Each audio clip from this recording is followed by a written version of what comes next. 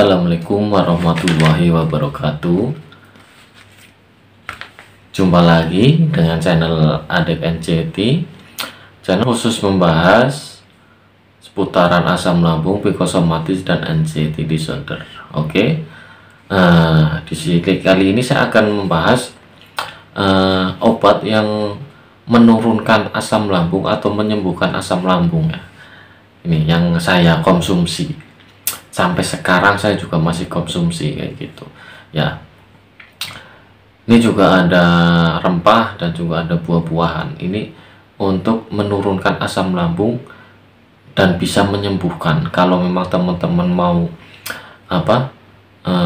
minum secara rutin, secara berkala, ya nggak cuman seminggu 2 minggu, kalau bisa ya 3 bulan 4 bulan ya, itu insya Allah asam lambung sembuh ya. Dan juga pantangan-pantangannya itu harus jauhi benar-benar kayak gitu loh, nggak cuman minum obatnya tapi makannya masih sembarangan, yaitu percuma, sama aja kayak gitu ya. Oke, ini berdasarkan pengalaman saya ya.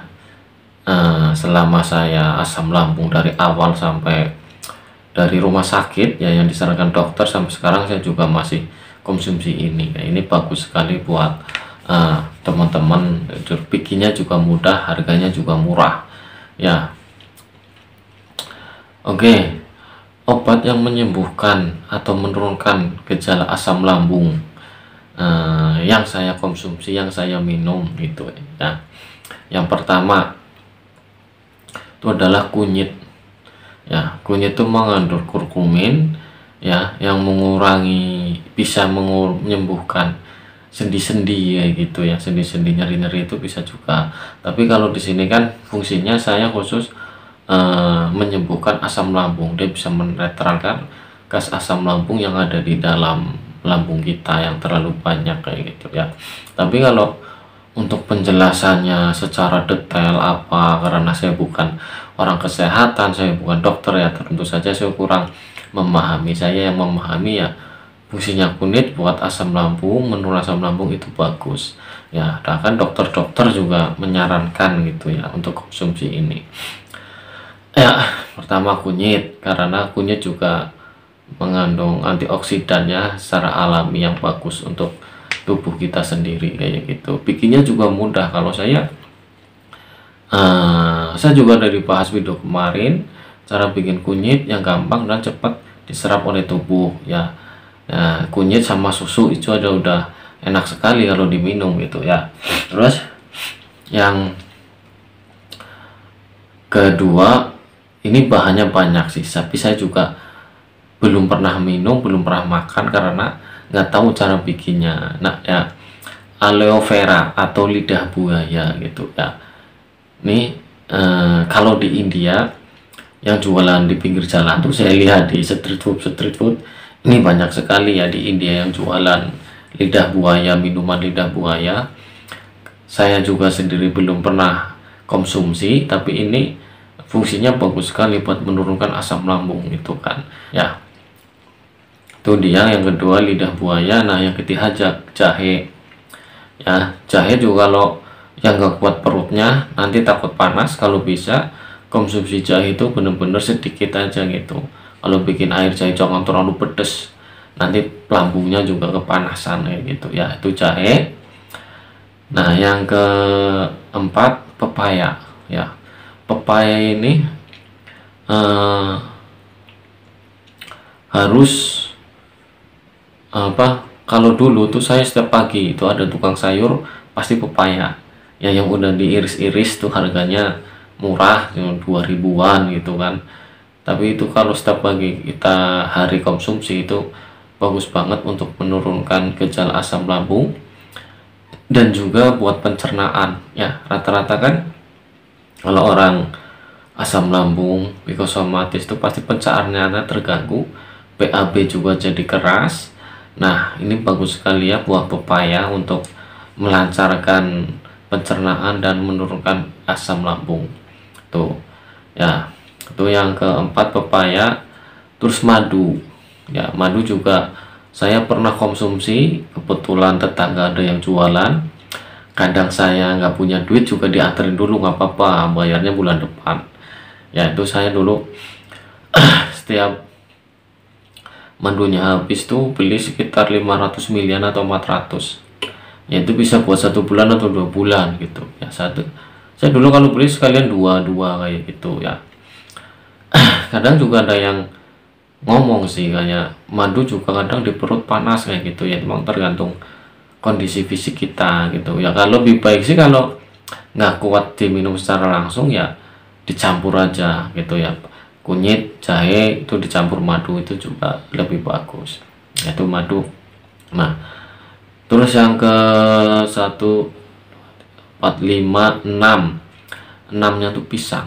Nah pisang tuh saya kayaknya kewajiban sampai sekarang pun saya juga masih konsumsi pisang ya. Pisang itu murah meriah gitu, daripada kita makan roti apa, kita lebih baik kalau kemana-mana tuh bawa pisang ya, aman gitu. Kalau roti itu udah ada campurannya banyak, terus juga bisa bikin sendawa ya.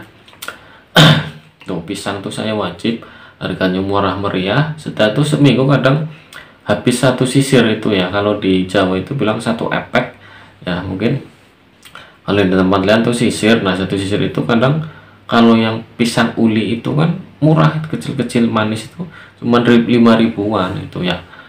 Tuh untuk menurunkan gejala asam lambung pisang. Terus melon tuh ya, melon juga bagus sekali ya untuk menurunkan gejala reflux asam lambung yang banyak, terlalu banyak di dalam lambung kita. Itu juga melon, karena melon juga apa, dingin kayak gitu loh ya, buahnya enak manis kayak gitu, nggak, aman sekali dan nyaman sekali buat di lambung ya. Nah makanan yang bersifat basah itu tadi bagus sekali ya buat asam lambung dan untuk menurunkan gejala asam lambung. Nah selain kita dapat apa,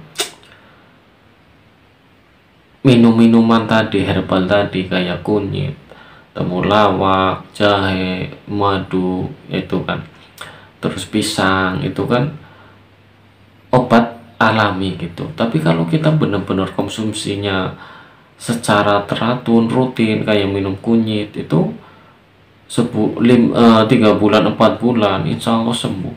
Asam lambung cepat sekali sembuhnya ya. Dan pola hidupnya juga harus dirubah gitu ya.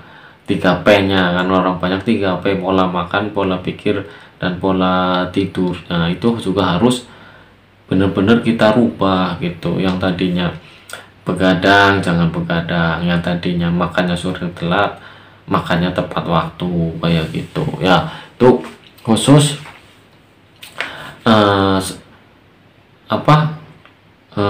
ya bukannya khusus sih, tapi emang kewajiban bagi teman-teman yang kena psychosomatic anxiety, asam lambung tuh harus menubah pola hidup yang benar gitu ya.